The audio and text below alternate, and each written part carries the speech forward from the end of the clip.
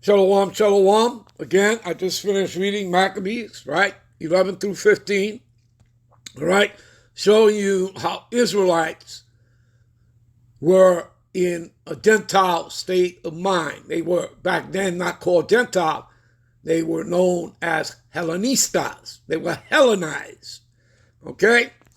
So, further reading here, right, to show you it's the same thing as it is today.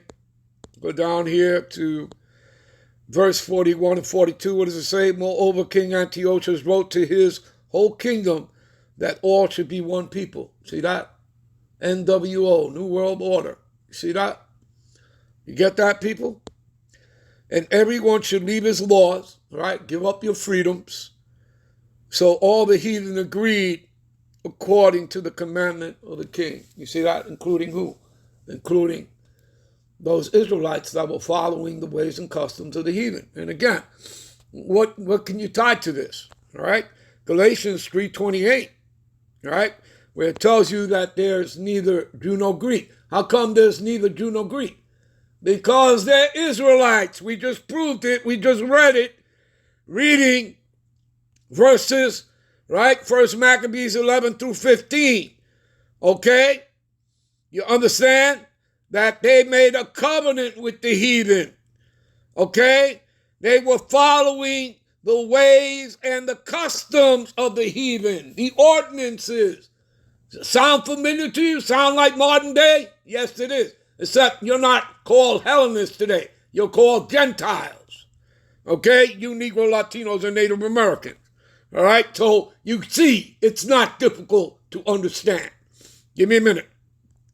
This is St. John 7:35. What does it say here? And then said the Jews among themselves, right? That were, right? Jews, they were calling themselves Greeks, okay? Because they were following the ways and customs of the Greeks, right? Of the heathen, of the Edomites. So they said among themselves, whither will he go? What? We shall not find him.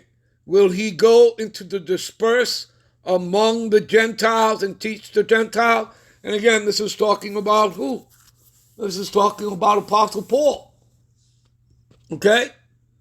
Who went into, right, Greece, okay? But he didn't go on to what? That's, again, what did Yahushua say? He says, go not into the way of the Gentiles, all right? In other words, don't go on to them specifically, but again, go on to the lost sheep of the house of Israel. Go on to the Israelites that were following the ways and customs of the heathen. You understand, people? Not difficult at all right? All right, give me a minute. All right, what is a Hellenist, right? See, Hebrews were Jewish Christians who spoke almost exclusively Aramaic, and the Hellenists were also Jewish Christians, right? They were Greek-speaking Jews of the diaspora, meaning of the scattering, who returned to settle in Jerusalem, right, to identify them. Luke uses the term Hellenista. You understand that, people? Okay? You get it? All right? Is that clear enough for you? All right, let's move on. Give me a minute. All right, this is the definition of Stockholm Syndrome. Stockholm Syndrome is a coping mechanism to a captive or abusive situation. See that? Like slavery, people. You understand that? Okay? Like slavery. And remember, this all started in 1492. What is that? 532 years now? Okay? That the Edomites have had their foot on our necks here in the Americas. Okay?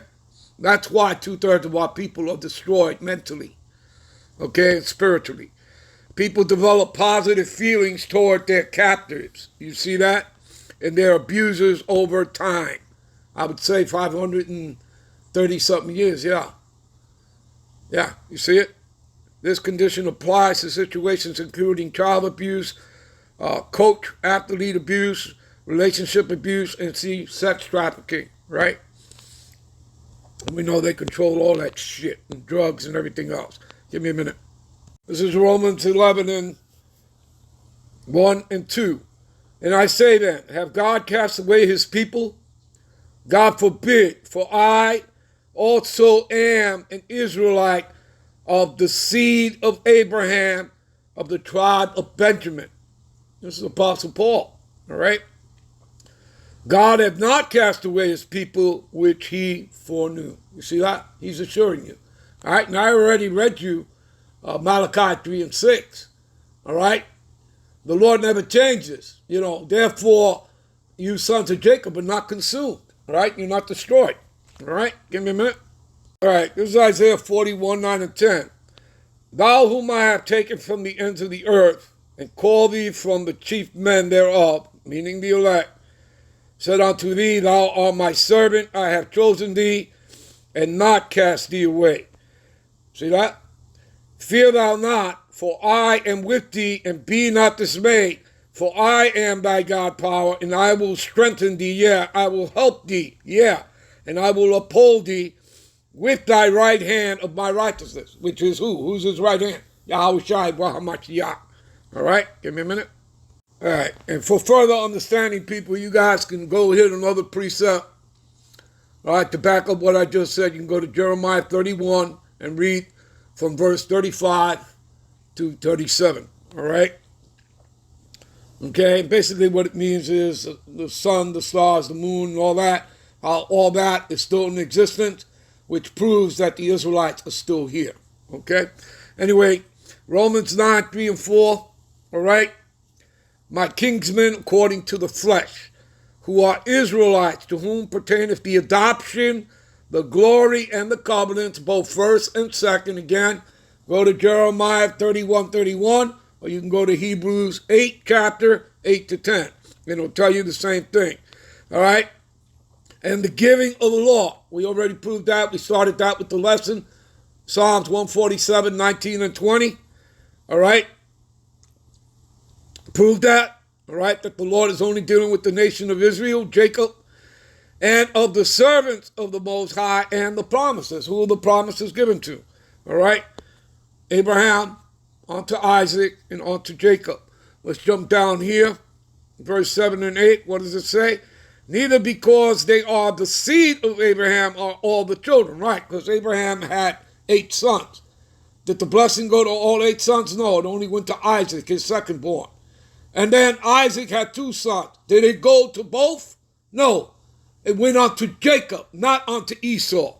Okay? So keep it straight, people. All right? So neither because they are the seed of Abraham are they all the children, but in Isaac shalt thou still be called. And out of Isaac, it was Jacob. Okay? And what do we have here? Verse 8. Okay? That is, they which are of the children of the flesh, these are not the children of God, okay? Because you have to be what? Of the spirit, okay? But, in being of the seed, you may be of the seed of Israel, but again, it is about the spiritual discernment, okay? Those that have been blessed. But the children of the promise are counted for the seed, and the children of the promise are the nation of Israel entirely. All right?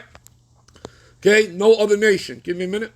This is Revelation 7 and 9. All right? Because I'm getting ready to close this out. And after this I beheld, lo, a great multitude. All right? So this is besides the 144,000, which no man could number, of all nations. They try to use this to say inclusion, that it means all nations. No, talking about the Israelites that were scattered into all nations. We'll prove that by going into the word kindred. Peoples and sons stood before the throne and before the Lamb, clothed in white robes, white meaning, okay, pure, and palms in their hands, standing for the victory. Go to the word kindreds, okay?